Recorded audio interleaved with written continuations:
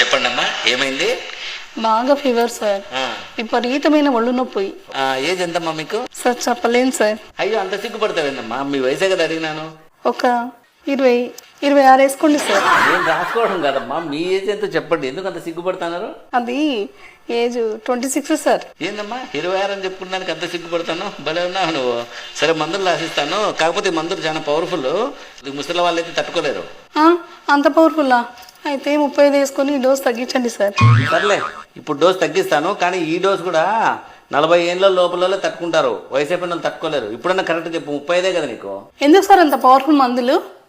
ఏదో 45 వేసుకొని కొద్దిగా డోస్ తగ్గించండి. ఎందుకమ్మా మాటి మాటికి ఏజ్ పెంచుతాను, డోస్ తగ్గిస్తాను? కరెక్ట్ ఏజ్ చెప్పు ఇప్పుడన్నా. Correct sir, last and final 50 రాసుకోండి.